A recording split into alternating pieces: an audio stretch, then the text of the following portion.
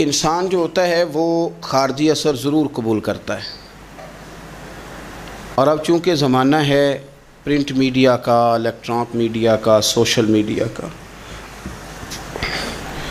تو کسی کونے میں کوئی خبر ہوتی ہے تو وہ پھیل جاتی ہے۔ چیزوں کے اچھے اثرات بھی ہوتے ہیں اور بہت زیادہ برے اثرات بھی ہوتے ہیں۔ ہماری عورتیں گھروں کے اندر بیٹھی تھیں، بہت ساری چیزوں سے آگاہ نہیں ہوتی تھیں۔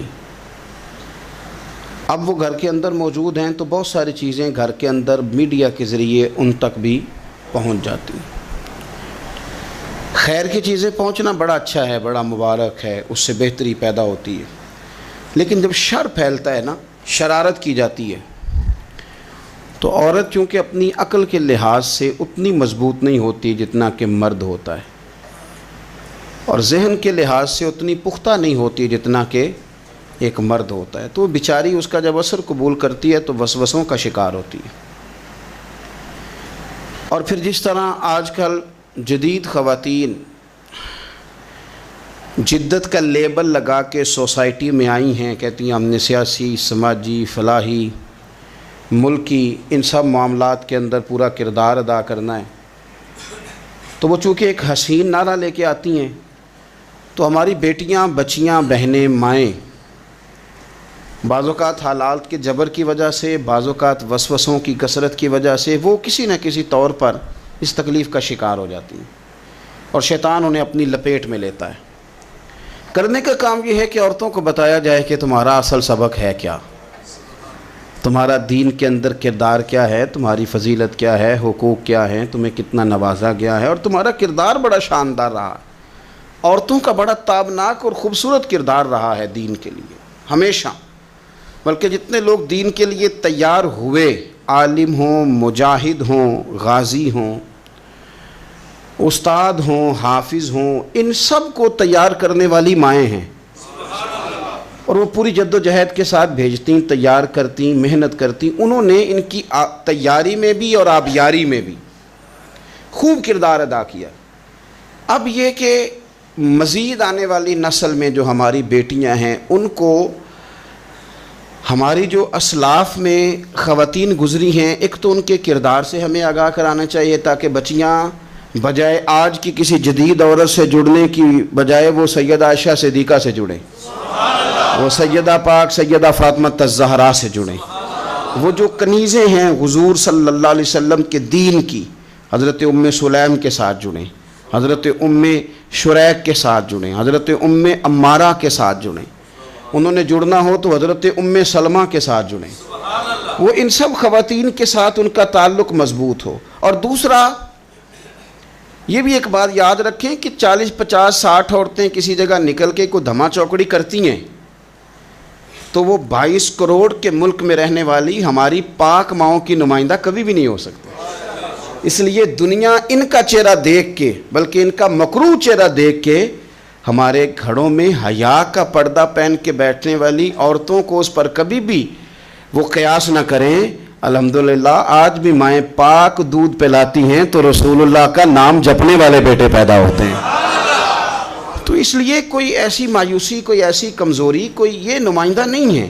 یہ تو چونکہ دنیا میں ہمارے ہاں ہوتا یہ ہے کہ کوئی بندہ کوئی فضول بات کرتا ہے تو میڈیا اس کو کوریج زیادہ دیتا ہے، تو لوگ سمجھتے ہیں پتہ نہیں کیا ہو گیا۔ ایسی کوئی بات نہیں ہے، یہ تو چند لوگ ہیں، وظیفہ خوار ہیں، خریدے ہوئے لوگ ہیں، اور ان کو جان بوجھ کے لا کے یہاں مسلط کیا جاتا ہے، معاذ اللہ پاکستان کی شکل دکھانے میں کچھ اپنے اس میں ملوث ہوتے ہیں، تاکہ ایک بگڑی ہوئی صورت لوگوں کے سامنے پیش کی جائے۔ یہ وطن ہے داتا علی اجویری کا اور بابا فرید الدین مسعود گنج شکر کا، یہ اللہ والوں کا وطن ہے، یہ حضرت محدث اعظم پاکستان کا وطن ہے۔ اس کے اندر اس طرح کے لوگ کس طرح پنپ سکتے ہیں؟ کوئی ان کا وجود نہیں۔ تو قرآن حکیم نے ہمیں کہہ دیا کہ جو بھی نیک عمل کرے وہ مرد ہو یا عورت ہو، تخصیص کوئی نہیں، ہو مومن، مرد ہو چاہے عورت ہو، فَلَنُحْيِيَنَّهُ حَيَاةً طَيِّبَةً، ہم اسے پاکیزہ زندگی عطا فرمائیں گے۔ اللہ کے پیارے رسول صلی اللہ تعالیٰ علیہ وسلم نے ارشاد فرمایا، حضور علیہ السلام ارشاد فرماتے ہیں کہ مختصر سی بات ہے، مسند امام احمد بن حنبل میں، انسان کے لیے جنت میں چلے جانا نا بہت بڑی کامیابی ہے۔ کیوں؟ اس لیے کہ اللہ کا دیدار بھی جنت میں اور مدینے والے محبوب کا قرب بھی جنت میں نصیب ہوگا۔ رسول کائنات علیہ السلام کے قرب میں بھی جگہ وہی جنت میں ملے گی، وہیں سب اللہ والوں کی زیارت ہے، وہیں سب کے لیے انعامات ہے، وہیں سب کا بسیرا ہے۔ قرآن مجید نے کہا اصحاب الجنتی ہم الفائزون، اصحاب الجنتی ہم الفائزون، یہ جو جنتی ہیں یہ کامیاب لوگ ہیں۔ تو نبی پاک صلی اللہ علیہ وسلم نے مختصر بات ارشاد فرمائی مسند امام احمد بن حنبل میں۔ حضور فرمانے لگے عورت 5 نمازیں پڑھے، اپنے روزوں کی حفاظت کرے، یعنی رمضان کے روزے رکھے، فرمایا اپنے خامند کی اطاعت کرے، نماز روزے کی پابندی کرے، خامند کی اطاعت کرے اور اپنی شرمگاہ کی حفاظت کرے۔ تو حضور فرماتے ہیں پھر قیامت والے دن نہ اس کے لیے جنت کھول دی جائے گی، وہ جس دروازے سے چاہے جنت میں داخل ہو جائے۔ پھر کھول دیا اللہ تعالیٰ نے اس کے لیے۔ 2 ہی باتیں، ایک یہ کہ نماز روزے کا خیال کرے، خامد کی اطاعت کرے، شرمگاہ کی حفاظت کرے، تو جنت کے جس دروازے سے وہ چاہے گی نا اس کو داخلہ دے دیا جائے گا۔ تو عورتوں نے بڑے مضبوط ایمان کا مظاہرہ کیا ہے، مضبوط ایمان کا۔ پہلی مثال دیتا ہوں جناب ہاجرہ کی۔ حضرت ہاجرہ رضی اللہ تعالی عنہا حضرت اسماعیل علیہ السلام کی والدہ ہیں، جناب ابراہیم خلیل اللہ علیہ السلام کی اہلیہ ہیں۔ میں نے پہلے بھی ایک دفعہ کہا تھا، پھر کہتا ہوں کہ آج کل نا کاکروچ دیکھ کے، چھپکلی دیکھ کے چیخ مارنا یہ خوف نہیں، یہ فیشن ہے۔ اسے پتہ چلتا ہے کہ یہ برگر فیملی ہے، اسے پتہ چلتا ہے یہ امیر لوگ ہیں، یعنی کاکروچ کھا جاتا ہے کہ چھپکلی کھا جاتی ہے، لیکن یہ نا جی وہ جی ہمارا بچہ چیخ مارتا ہے اس کو دیکھ کے، کیا مطلب ہے بڑا پڑھا لکھا ہے جی، بڑی سوبر فیملی۔ یہ پڑھے لکھے نہیں، یہ بزدل ہونے کی علامت۔ کمزور پڑنا، ڈرنا، خوف کھانا، اللہ تبارک و تعالیٰ پر ایمان رکھتے ہوئے توکل میں کمزوری کرنا، معاذ اللہ۔ مسلمان کا تو یہ نظریہ نہیں نہ ہوتا، اور مسلمان عورتوں کا ہر وقت رونا کہ نصیب پتہ نہیں کیسے ہوں گے، پتہ نہیں کیا بنے گا، میرا تو کچھ بان ہی نہیں رہا، جب بات کرنا رو کے کرنا، جب سنانا دکھ ہی سنانا۔ یہی حال ماں کا ہے، یہی بہن کا ہے، یہی بیٹی کا ہے، الا ماشاءاللہ کچھ اچھی بھی ہیں۔ تو اس قدر زیادہ کمزور نظریات مسلمان عورتوں کے نہیں ہوتے۔ اور پھر ساری زندگی اگر یاد کرنا ہے تو دکھ یاد کرنا ہے، سکھ نہیں یاد کرنا۔ زندگی کے اندر جہاں کسی جگہ آزمائش آئی اس کا ذکر روز کرنا ہے، اور جو آسانی آئی ان کو بھول جانا ہے۔ حضرت ہاجرہ کو جناب ابراہیم خلیل اللہ علیہ السلام چھوٹا سا بیٹا دے کے وادی غیر ذی زرعین میں چھوڑ آئے، اتنی سی کھجوریں، ایک مشکیزہ پانی کا۔ اس خاتون کو وہاں کھڑا کیا، دور دور تک آبادی کوئی نہیں، جنگل کا سما ہے، پرندے تک آ کے نہیں چہکتے، کوئی چیز نہیں دنیا کی، لیکن ایمان اس کو کہتے ہیں، طاقت اس کو کہتے ہیں، کلمہ پڑھنے کے بعد کھڑا رہنا اور اپنے توکل کو مضبوط رکھنا اس کو کہتے ہیں۔ حضرت ابراہیم واپس لوٹ رہے تھے تو جناب ہاجرہ نے ایک سوال پوچھا، بس ایک۔ جناب ہاجرہ عرض کرتی ہیں اللہ کے خلیل، یہ اپنی مرضی سے چھوڑ کے جا رہے ہو کہ رب کا حکم ہے؟ میرے مالک کی میرے بارے میں یہی فیصلہ ہے، یہی رضا ہے، یا آپ اپنی مرضی سے چھوڑ کے جا رہے ہیں؟ تو جناب خلیل علیہ السلام فرمانے لگے ہاجرہ نہیں، یہ رب کا فیصلہ ہے، یہ اللہ کی رضا ہے۔ تو آپ کو بخاری میں یہ لفظ ملیں گے، جناب ہاجرہ کہنے لگی پھر آپ فکر نہ کریں، اگر رب کا یہ حکم ہے تو پھر میرا رب ہمیں کبھی بھی ضائع نہیں کرے گا۔ یہ مضبوطی ایمان کی، یہ مضبوطی، رب پھر ہمیں کبھی ضائع۔ او میرے ملت کی بیٹیوں اور بہنوں، ساری امیدیں خامن سے کیوں لگاتی ہو؟ ساری امیدیں بیٹے اور بھائی سے کیوں لگاتی ہو؟ ساری امیدیں دنیا سے کیوں لگاتی ہو؟ اس طرح کرو، اپنی ساری امیدیں اپنے رب کے ساتھ وابستہ کرو، رب کی رضا پہ، رب کے فیصلوں پہ راضی رہنا سیکھو۔ اگر تم یہاں ٹھہر گئی نا تو تمہارے پھر آنسو بہیں گے ضرور پر اللہ کی بارگاہ میں، پھر تمہاری دعائیں کے لیے ہاتھ اٹھیں گے ضرور پر اس کا کرم طلب کریں، پھر کمزور باتیں نہیں کرو گے۔ جس طرح ایمان عورتوں کا مضبوط تھا، اسی طرح ہماری جو اسلاف میں خواتین گزری ہیں، صحابیات، ان کا نا تبلیغ کا جذبہ بھی بڑا مضبوط تھا، بڑا مضبوط تبلیغ کا جذبہ۔ حضرت ام شریک رضی اللہ تعالی عنہا قبیلہ بنو عامر سے تعلق رکھتی تھی، پر مکے میں آئی ہوئی تھی، گھر گھر جا کے رسول اللہ کا دین بتاتی۔ ان دنوں میں نہیں جن دنوں میں پھول پھینکے جاتے ہیں تبلیغ کرنے والوں پر، جن دنوں میں نعرے لگتے ہیں ان دنوں میں نہیں، ان دنوں میں جب چھپ چھپ کے لوگ دین کی بات کرتے تھے۔ حضرت زید بن ارقم رضی اللہ تعالیٰ عنہ کے گھر میں لوگ بیٹھ کے دین سیکھتے تھے. یہ خاتون مجھے آج کہہ لینے دیں یار, مجھے کہہ لینے دیں, ووٹوں کی ضرورت ہو تو عورتیں گھر گھر چلی جاتی ہیں, ایک سیٹ کی ضرورت ہو تو بیویوں کو گھر گھر بھیج لیا جاتا ہے. یہ دیکھو یہ ایمان ہے رسول اللہ صلی اللہ علیہ وسلم پر صحابیات کا, یہ کمال ہے کہ گھر گھر وہ بھی گئی ہیں پر ووٹ کے لیے نہیں, رسول اللہ کے دین کے لیے, رسول اللہ کے دین کے لیے. گھر گھر حضرت ام شریک جاتی, جا کے نا, اور وہ طریقہ تھا نا, عورتوں کو قائل کرتی. بڑے کٹھن حالات تھے اسلام پر, اعلانیہ کوئی بات نہیں کر سکتا تھا. حضرت ام شریک کہتی ہیں میں عورتوں کو بلاتی, کہتی میری بات سنو. جب وہ قریب آتی تو میں نے نبی پاک کا دین بتاتی, سائیڈ پہ کر کے کونے میں نہ تھوڑا تھوڑا, او یار آپ ذرا اس کا لطف تو لیں, اس کا ذائقہ تو دیکھیں. حضرت ام شریک کہتی ہے میں گھر گھر جاتی بتاتی, تو کافروں کو پتہ چل گیا کہ یہ تبلیغ کرتی ہے. انہوں نے مجھے بلایا, کہنے لگے تیرے برادری اور قبیلے کا مسئلہ نہ ہوتا تو ہم تجھے قتل کر دیتے, اب ہم تجھے واپس بھیجتے ہیں. چند مردوں کو میرے ساتھ کیا, مجھے گھوڑے اور اونٹ کی ننگی پشت پر باندھ لیا. ننگی پشت پر لمبا سفر کرنا مشکل ہوتا ہے, پسینہ آئے, بڑی تکلیف ہوتی ہے گھوڑے پر بیٹھ. اب وہ کوئی کجاوا نہیں, کوئی چیز نہیں, اسی طرح باندھ کے لے گئے. اور فرماتی ہیں کہ 3 دن اور 3 راتوں کا وہ سفر تھا. رستے میں وہ خود چھاؤں میں بیٹھتے اور مجھے باندھ کے دھوپ میں ڈال دیتے. 3 دن میں نے زمین پر چلنے والی کسی چیز کی آواز نہیں سنی, لیکن وہ جب نبی پاک کے دین کی بات پوچھتے تو میرا کلیجہ خوشی کے ساتھ ٹھنڈا ہو جاتا, آنکھیں کھل جاتی اور میں کہتی کیا بات ہے میرے نبی پاک کے دین کی. اس کیفیت میں بھی وہ تبلیغ کی لذت اپنی جگہ موجود. حضرت ام شریک رضی اللہ تعالیٰ عنہ فرماتی ہیں کہ جگہ انہوں نے مجھے لٹا دیا باندھ کر, پیاس بڑی شدید تھی, پانی پینے کو دیتے نہیں تھے, روٹی کھانے کو, یہ ایک عورت کی بات کر رہا ہوں, یہ خاتون کی بات کر رہا ہوں. آج کل تو ہمارے بچے شام کو سالن ٹھیک نہ پکا ہو تو موبائل توڑ دیتے ہیں. یہ قوم نہیں میدانوں میں جا سکتی, جہاد نہیں کر سکتی. خاتون کہتی ہے کہ شدید پیاس تھی اور مجھے باندھ کے لٹایا ہوا تھا. مجھے جب تکلیف بڑھ گئی تو اچانک میں نے دیکھا پانی کا ایک ڈول برآمد ہوا ہے. میں نے اسے تھوڑا سا پی لیا, پر طلب ابھی باقی تھی. وہ پھر آ گیا برتن, میں نے پھر پیا.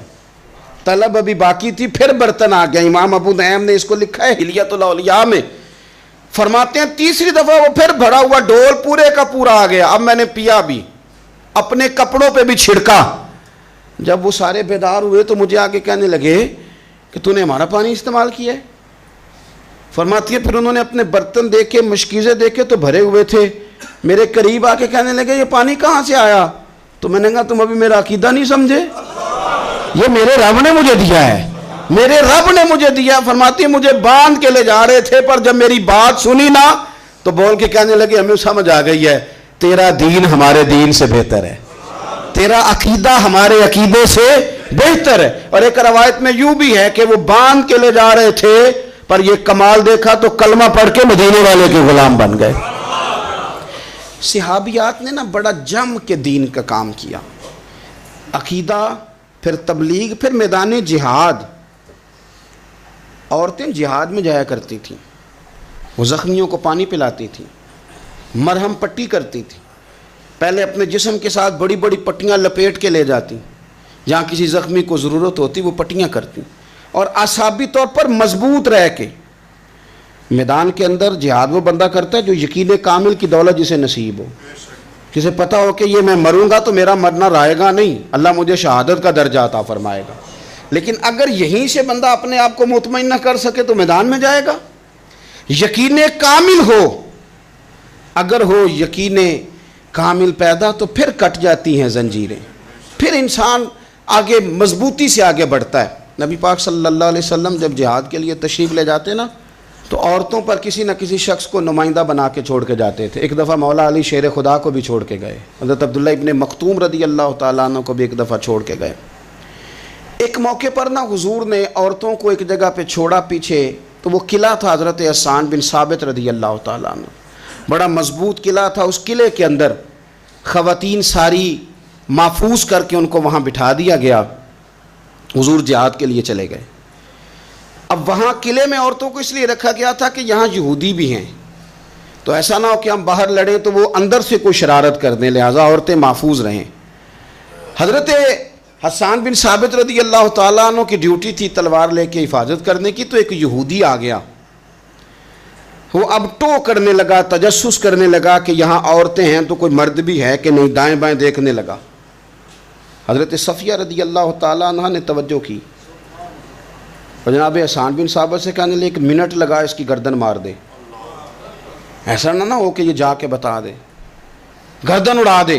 حضرت حسان بن ثابت ذرا تھوڑی کوشش کرنے لگے، ارادہ کرنے لگے، آگے بڑھنے لگے، تو ابھی وہ تیاری میں ہی تھے تو حضرت صفیہ رضی اللہ تعالیٰ عنہ خود نکلیں پیچھے سے ہو کے، ذرا سا ایک ستون کے پیچھے چھپیں، ہاتھ میں بڑا سا ڈنڈا پکڑا، وہ آپ کے قریب سے گزرنے لگا۔ تو یہ خاتون کی بات کر رہا ہوں، خاتون کی، کسی مرد کی جرت ہے عورت کو تنگ کر جائے؟ شرط یہ ہے کہ عورت کے اندر بھی تو غیرت ایمانی ہو نا، اس کے اندر بھی تو وہ قوت ہو نا، ایسا نہ ہو کہ وہ کمزور پڑ جائے۔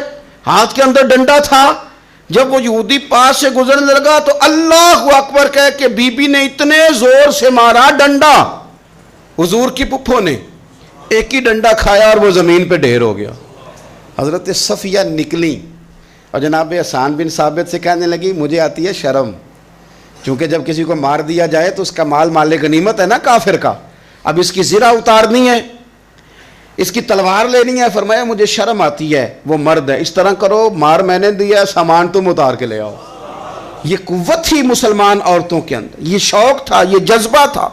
ہمارے ہاں نا وہ روز روز کی کمزوریاں، عورتوں کا روز آنسو بہانا اور جہاں بھی سنانا دھوکھی سنانا، اس نے انہیں کمزور کر دیا۔ آپ کے ذہن پہ چیزیں سوار ہو جاتی ہیں نا، تو یہ جو مرد زیادہ رہتے ہیں نا عورتوں کے ساتھ، زیادہ وقت گزارتے ہیں، زیادہ داستانیں سنتے ہیں، ان میں وہ ساری چیزیں پیدا ہو جاتی ہیں۔ آپ نے ناراض نہیں ہونا، میں دعوے سے کہتا ہوں کہ جو جوان اپنی اماں کے اور ابا کے شکوے کرنے لگ جاتا ہے نا، اس نے 1.5 گھنٹہ باتیں سنی ہیں بیوی کی، ایسے مفت میں نہیں شکوے کر رہا، اس نے ہلکا ہلکا کہیں جی بھی کیا ہے، تو تب یہ ساری کہانیوں نے جنم لیا۔ آپ جس کی صحبت میں بیٹھیں گے اس کا کچھ نہ کچھ اثر ہے، بلکہ عارف رومی تو کہتے ہیں کہ شیر کے بچے کو بکریوں میں چھوڑ دو، بکری بن جائے گا۔ شیر کے بچے کو بکریوں میں چھوڑو، وہ بکری ہے، اس لیے کہ شیروں کی صحبت بندے کو شیر بناتی ہے۔ تو جب بیٹھنا ہی نہیں ہے، باتیں سارا دن یہ والی سننی ہے، ہر وقت رہنا ہی اسی داستان میں، پھر کمزور باتیں، پھر اپنے ماضی کے دکھ، پھر پتہ نہیں کیا۔ آپ نے ناراض نہیں ہونا، میں بعض جوانوں کی باتیں سن کے میرا دل کرتا ہے کہ اسے کہوں یار تو کیا بات کر رہا ہے، اپنا قد دیکھ، تو اپنی عمر دیکھ، رب نے تجھے مرد بنایا ہے، تو کمال آدمی ہے، تو کھڑا ہو۔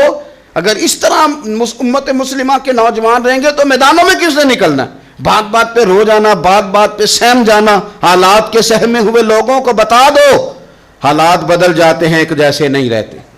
آپ کی طبیعت میں دلیری اور وقار ہونا چاہیے۔ حضرت اسماء بنت ابی بکر صدیق، حضرت صدیق اکبر رضی اللہ تعالی عنہ کی وہ صاحبزادی ہیں جو حضرت عائشہ کی بڑی ہمشیرہ ہیں۔ رات کو غار ثور میں مرد جاتے ڈرتے ہیں، آج بھی ڈرتے ہیں، اور جناب اسماء نبی پاک کی روٹی لے کے جایا کرتی تھی۔ پھر اللہ نے ان کو بیٹا دیا، حضرت عبداللہ بن زبیر، یہ حضور کی پھپھی کے نواسے ہیں۔ حضرت زبیر بن عوام عشرہ مبشرہ صحابی ہیں، ان کے بیٹے ہیں، اور یہ وہ خوش بخت جوان ہے جس کو گٹی نبی پاک نے اپنے لعاب دہن سے عطا فرمائی۔ یزیدی فوجوں کے خلاف امام حسین کے بعد جو آدمی باقاعدہ مرتب فوج کے ساتھ میدان میں آئے وہ حضرت عبداللہ ابن زبیر ہیں، مرتب کر کے اپنا لشکر لے کے نکلے۔ حضرت اسماء بوڑھی ہو گئی تھی، 90 سال عمر تھی، نظر نہیں آتا تھا۔ حضرت عبداللہ ابن زبیر جب لڑے یزیدی فوجوں کے خلاف تو کچھ ساتھی شہید ہو گئے، کچھ کے قدم پیچھے ہٹ گئے۔ حضرت عبداللہ ابن زبیر ماں کے پاس آئے اور ماں سے آ کے کہتے ہیں اماں میرے کچھ ساتھی کمزور پڑ گئے، کچھ شہید ہو گئے، اور یہ بڑے سخت لوگوں کی فوج سے ہمارا مقابلہ ہے، تو اس وقت تیرے ساتھ کوئی خدمت گزار نہیں، میں تیرا اکیلا سہارا ہوں، ماں تو بتا میں کیا کروں، آگے جاؤں کہ واپس مڑوں؟ نابینا ہیں حضرت اسماء، عمر ہے 90 سال، بیٹے کی پشت پہ ہاتھ رکھ کے کہتی ہیں پتر پہلے یہ بتا کہ تو حق پہ ہے کہ نہیں، تو حق پہ ہے کہ نہیں؟ ان ماؤں کی گود میں اسلام پلا کرتا تھا، حق پہ ہے کہ نہیں؟ تو حضرت عبداللہ ابن زبیر کہنے لگے اماں میں حق میں ہوں۔ تو حضرت اسماء کہنے لگے پتر پھر میدان میں جا، اور میرا پتر ایک میرے ساتھ وعدہ کر، کوئی بھی تیر پشت پہ نہ کھانا، سارے سینے پہ کھا کے آنا۔ حضرت عبداللہ ابن زبیر عرض کرنے لگے اماں یہ بڑے ظالم قسم کے دشمن ہیں، یہ آنکھیں نکال دیتے ہیں، ہونٹ کاٹ دیتے ہیں، جسم کے ٹکڑے ٹکڑے کرتے، تو سہ لے گی؟ کیا جواب ہے، کیا طاقت ہے، کیا ہمت ہے۔ حضرت اسماء فرمانے لگی پتر بکرے کو نہ صرف ذبح ہوتے وقت تکلیف ہوتی ہے، کھال اترتے وقت کوئی تکلیف نہیں ہوتی، جا میرا بیٹا میدان میں۔ حضرت عبداللہ ابن زبیر شہید کر دیے گئے، ان کی لاش مبارک مکہ مکرمہ کے چوک میں جنت المعلہ کے پاس لٹکا دی گئی۔ حجاج بن یوسف نے حضرت اسماء کو بلایا اور بلا کے کہنے لگا تجھے پتہ ہے تیرا بیٹا لٹکا ہوا ہے؟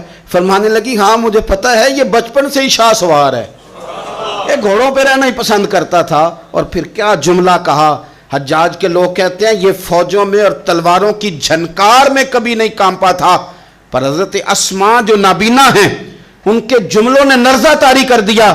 فرمانے لگی حجاج میرا پتر لٹک گیا ہے، کہیں تیرے آگے جھکا تو نہیں نا؟ لٹک ہی گیا ہے، جھکا تو نہیں میرا پتر؟ 14 دن تک لٹکے رہے، لاش مبارک لٹکی رہی، لیکن حضور کا لعاب دہن تھا نا، لوگ کہتے ہیں قریب سے گزرتے تھے تو دور دور تک خوشبوئیں پھیلی ہوئی، دور دور تک۔ مائیں ایک صحابیہ ہے، نام ہے ام عمارہ، جنگ احد میں زخمیوں کو پانی پلاتی، اپنے 2 بیٹے اپنا شوہر لے کے احد میں آئیں، زخمیوں کو پانی پلاتی ہیں، مرہم پٹی کرتی ہیں۔ اچانک جنگ کا پانسا پلٹ گیا، وہ درے پہ جو لوگ حضور نے مقرر کیے تھے وہ غلط فہمی کی وجہ سے درہ چھوڑ گئے، حالات اور ہو گئے، عجیب سا ماحول ہو گیا۔ پھر یہ بھی افواہ پھیلا دی گئی کہ معاذ اللہ حضور شہید کر دیے گئے، لوگوں کے حوصلے بڑے اور رنگ اختیار کرنے لگے، حضور کے گرد تھوڑے سے لوگ رہ گئے۔ او میرے بھائیوں، او ملت کی بیٹیوں بہنوں، یہ ہے تمہارا انداز دین کی خدمت میں، یہ خواتین کا انداز ہوتا ہے۔ حضرت ام عمارہ پہلے زخمیوں کی مرہم پٹی کرتی تھی، اب سارا کچھ پھینک دیا، تلوار لی اور جا کے نا حضور کے گرد کھڑی ہو گئی، کہنے لگی آئے نا کون آتا ہے میرے کریم کے پاس، آ کے دکھائے نا کوئی، اساں کیتی ہے جان حوالے رب دے، ایسا عشق کمایا ہے اسی مرن تو اگے ہی مر گیا باہو، اساں تا مطلب نو پایا ہے، آ کے کھڑی ہو گئی۔ حضور فرماتے ہیں میں دائیں دیکھتا تھا تو ام عمارہ ہوتی تھی، میں بائیں دیکھتا تھا تو ام عمارہ ہوتی تھی، آگے دیکھتا تھا تو ام عمارہ، پیچھے ام عمارہ۔ حضور فرمانے لگے تو بہت سارے لوگوں سے سبقت لے گئی ہے، تو بڑے سارے لوگوں سے آگے نکل گئی ہے، ان کو زخم لگ رہے ہیں، تیر آ رہے ہیں، پر خاتون ہو کے ڈٹی ہوئی ہیں، رسول اللہ صلی اللہ علیہ وسلم کے سامنے کھڑی، حضور پر آنے والے تیر اپنے وجود پہ لیتی ہیں۔ او میرے عزیز، رسول پاک علیہ السلام نے فرمایا تجھے رب نے بڑا حوصلہ دیا ہے، اتنا گہرا زخم بازو میں آیا کہ غار بن گئی، غار۔ اللہ کے پیارے محبوب نے نظر کرم فرمائی، حضور نے فرمایا کچھ مانگ لے، کہنے لگی سونیا اگر میری خدمت قبول ہے تو دعا کر دیں اللہ قیامت کے دن بھی آپ سے دور نہ کرے، رب دور نہ کرے۔ حضور نے دعا کر دی، اے اللہ اس کو اور اس کے خاندان کو قیامت میں بھی میری رفاقت دینا۔ حضور کی دعا سنی تو باہر نکلی، فرمانے لگی لوگوں لو پھر میں نے اپنا مقصد پا لیا ہے، میں کامیاب ہو گئی ہوں، اب دنیا کی کوئی مصیبت بھی میرے اوپر آئے تو مجھے کوئی پرواہ نہیں، اس لیے کہ مدینے والے نے یہاں بھی کرم فرما دیا ہے وہاں بھی کرم فرما دیا ہے۔ یہ طاقتیں تھیں ان خواتین کے۔ ایک تابعی بزرگ تھے حضرت ابو عبد الرحمن فروغ، صاحب تاریخ بغداد نے لکھا ہے وہ جہاد پہ چلے گئے، 30,000 دینار اپنی بیوی کو جاتے دفعہ دے گئے، کہنے لگے لو پاس رکھ لو، اور بیٹا بھی ماں کی گود میں ہی تھا، کچھ نے لکھا پیدا ہو چکے تھے، کچھ کا کہنا ہے کہ ان کے جانے کے 1-2 ماہ بعد بیٹے کی ولادت ہوئی، اور بیٹے کا نام کیا ہے؟ ربیعہ بن ابو عبد الرحمن، اور یہ بیٹے وہ ہیں جو حضرت امام مالک جیسے لوگوں کے استاد ہیں، حضرت حسن بصری جیسے لوگوں نے ان سے پڑھا، خود جہاد پہ چلے گئے۔ آج تو فوجیوں کی نوکری ہے نا جی، ان کا یہ نظام ہے کہ وہ جاتے ہیں انہیں تنخواہ ملتی ہے، چھٹی پہ آتے ہیں۔ اس زمانے میں یہ تھا کہ مال غنیمت سے حصہ ملتا تھا، اور فتوحات کا یہ طریقہ تھا کہ یہ علاقہ فتح ہوا تو آگے چلے گئے، وہ فتح ہوا تو آگے چلے گئے، وہ فتح ہوا تو آگے چلے گئے، کسی نے لوٹنا ہے تو پابندی نہیں تھی، لوٹ سکتا ہے۔ کچھ لوگ جہاد میں ہی رہتے تھے۔ حضرت ابو عبد الرحمن فروغ 27 سال جہاد میں رہے، 27 سال۔ یہاں تو خاوند باہر ہو تو بہت ساری عورتیں کہہ دیتی ہیں کہ تیرے ابے نے تو صرف پیسے کمائے ہیں، مصیبتیں تو ساری میں نے دیکھی ہیں، معاذ اللہ بعض جگہ، سب نہیں لیکن بعض جگہ کہہ دیتی ہیں کہ وقت تے سارے میں کیتے۔ 27 سال شوہر چلا گیا، واپس ہی نہیں آیا، 30,000 دینار دے کے چلے گئے۔ 27 سال کے بعد خیال آیا گھر کا، اب بیٹا محدث بن گیا، عالم بن گیا، اور کمال یہ کہ رہتے کہاں تھے؟ حضور کے مدینے میں، مدینہ النبی میں، مدینہ منورہ میں صلی اللہ تعالی علیہ وسلم۔ اور ان کے صاحبزادے حضرت ربیہ یہ مسجد نبی میں، حضور کی مسجد میں بیٹھ کے نبی پاک کی حدیث پڑھایا کرتے۔ آئے گھر، دروازے پہ دستک دی، صاحبزادے نے دروازہ کھولا، نہ باپ بیٹے کو پہچانتا ہے نہ بیٹا باپ کو۔ جناب ابو عبد الرحمن اندر داخل ہونے لگے تو صاحبزادے نے کہا بوڑھے میاں میرے گھر میں بغیر اجازت کے کیوں داخل ہو رہے ہیں؟ تو وہ کہنے لگے تو بتا تو نے میرے گھر پہ قبضہ کیوں کر رکھا ہے؟ اب جب بات زیادہ بڑھ گئی تو دونوں جانب سے لوگ جمع ہو گئے، شور اٹھا تو اندر سے والدہ نے سنا، پردہ سرکا کے دیکھا کہ میرے شوہر آ گئے 27 سال کے بعد، 27 سال کے بعد۔ تو آپ اپنے صاحبزادے سے کہنے لگی بیٹا ان کو اندر آنے جو، تمہارے والد ہیں۔ بڑا روئے باپ بیٹا، بڑا روئے۔ ماں اور بیٹے کی محبت کا بھی اندازہ نہیں، پر قرآن پاک پڑھے نا تو دو مثالیں باپ اور بیٹے کے پیار کی بھی ملتی ہیں۔ ایک حضرت یعقوب علیہ السلام کا جناب یوسف سے پیار، اور ایک حضرت ابراہیم کا حضرت اسماعیل سے پیار، اور جناب اسماعیل کی جناب ابراہیم کی فرما برداری کی مثال، اس کا بھی جواب کوئی نہیں۔ باپ اتنا رو رہے ہیں اور بیٹے کی یاد میں، اس کا بھی اندازہ کوئی نہیں کر سکتا۔ باپ بیٹا مل کے بڑا روئے۔ عصر کی نماز کا وقت ہو گیا، حضرت ربیہ جو محدث ہیں وہ وضو کر کے مسجد شریف چلے گئے۔ یہ ابھی چونکہ سفر سے آئے تھے، انہوں نے کھانا وانا کھایا، تھوڑی دیر بیت گئی تو یہ نہیں پوچھا پیچھے حال کیا رہا، پوچھتے ہیں اپنی بیوی سے میرے 30,000 دینار کہاں ہیں؟ تو اہلیہ کہنے لگی مسجد جائیں نا، حضور کی مسجد میں عصر پڑھ کے آئیں، پھر میں بتاتی ہوں پیسے کہاں ہیں۔ حضرت ربیہ نے امامہ باندھا، جبہ پہنا، حضور کی مسجد میں بیٹھے اور حدیث پاک کا درس دے رہے ہیں۔ سامنے حضرت حسن بصری جیسے، امام مالک جیسے لوگ بیٹھے ہیں۔ حضرت ابو عبد الرحمن فروغ جو ان کے والد تھے، عصر کی نماز پڑھ کے نا تو پوچھتے ہیں ایک شخص سے یہ کون ہے نوجوان کالی داڑھی والا، عمر زیادہ نہیں پر کس طرح شوق سے حضور کا دین بیان کر رہا ہے، کون ہے؟ تو بتانے والے نے کہا کہ حضور ایک نا ابو عبد الرحمن نام کے بزرگ ہیں، وہ 27 سال سے جہاد میں گئے ہوئے، یہ ان کا بیٹا ہے۔ یہ سنا کہ میرا پتر اتنا بڑا عالم، چھم چھم آنسو بہے، داڑھی بھر گئی آنسو، حضور کی مسجد میں تشکر کے آنسو، خوب روئے، خوب روئے۔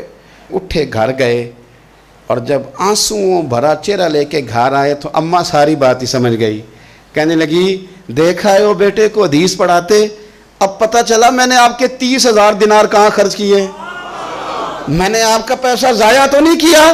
تو حضرت ابو عبد الرحمن فروغ فرمانے لگے رب تجھے صلہ دے اور میری طرف سے بھی دے، تو نے تو کمال کر دیا ہے۔ حدیث تیرا بیٹا پڑھا رہا تھا اور قد میرا اونچا ہوتا جا رہا تھا، سبق تیرا بیٹا دے رہا تھا اور یوں لگ رہا تھا کہ درجے میرے بلند ہو رہے ہیں۔ تو ماؤں نے کمال کیا، انقلاب کیا، بیٹیوں نے، بہنوں نے دین کے لیے ہمیشہ اپنا کردار پیش کیا ہے۔ لہذا ان چند ایک وظیفہ خوار اور ناپاک عزائم والے لوگوں کو سامنے رکھ کے ملت کی بیٹیوں کو قیاس نہ کیا جائے۔ آخر دعوانا الحمدللہ رب العالمین۔